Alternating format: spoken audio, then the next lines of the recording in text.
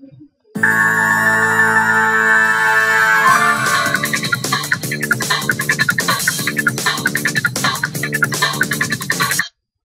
everyone, we are from Group 7 and our topic will be dimensionless pressure drop solution.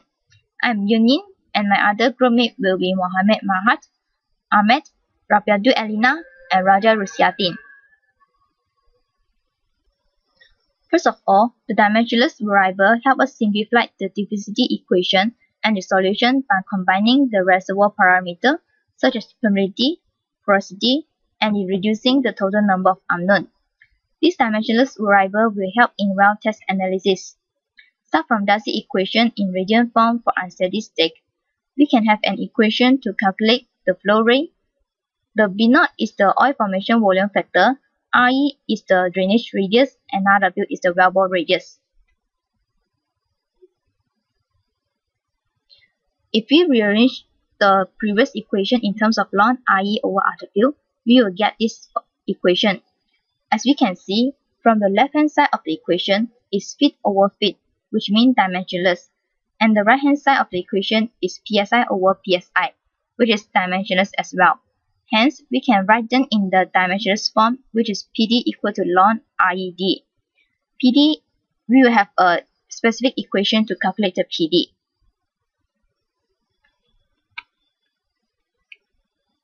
The dimensionless radius means the drainage radius divided by the wellbore radius.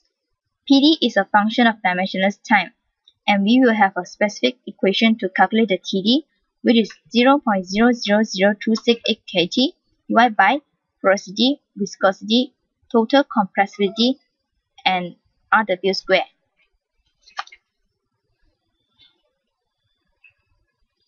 The dimensionless time can be expressed based on drainage area, which is equation 1, and in terms of TD, which is expressed in equation 2. A is the total drainage area with the formula pi r square, and RE is the drainage radius, and RW is the wellbore radius. Both units for the radius are in feet.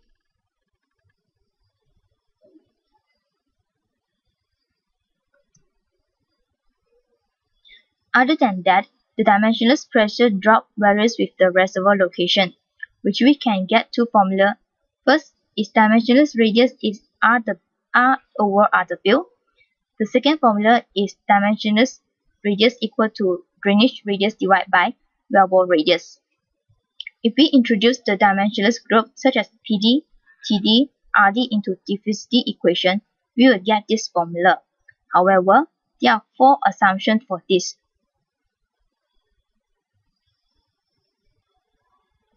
The first assumption is it must be a perfectly radial reservoir system. The second assumption is the producing well is in the center and producing at constant production rate of Q. The third assumption is before production, there is uniform pressure throughout reservoir. The last assumption is there is no flow across the external radius. There are 2 main cases for dimensionless pressure drop. First is the infinite ethane reservoir. Second is finite radial reservoir. For infinite ethane reservoir, there are 3 main characteristics. First is the reservoir boundary or shape of the drainage area does not affect the rate for pressure disturbance, spring information. The second characteristic is the drainage radius is infinity. The last characteristic is the dimensionless pressure drop is a function of dimensionless time. We will have three main case mathematical expressions to estimate the PD. First, when the dimensionless time is smaller than 0.01, we will use the first equation. When the dimensionless time is bigger than 100, we will use the 0.5 ln TD plus 0.808907. If the TD is in between 0.02 and 1000, then we will use the longest equation. But don't worry, the A1 until A8 will be given in the exam. There's a small remember tips that the larger the value of the TD, we choose the longer formula for it. For finite radial reservoir, the first characteristic is when the pressure disturbance reaches at the well drainage boundary. The second characteristic is the reservoir boundary and shape of the drainage area influence the wellbore pressure response. The third characteristic is the PD function is a function of dimensionless time and radius. There are two main mathematical expressions to calculate the PD.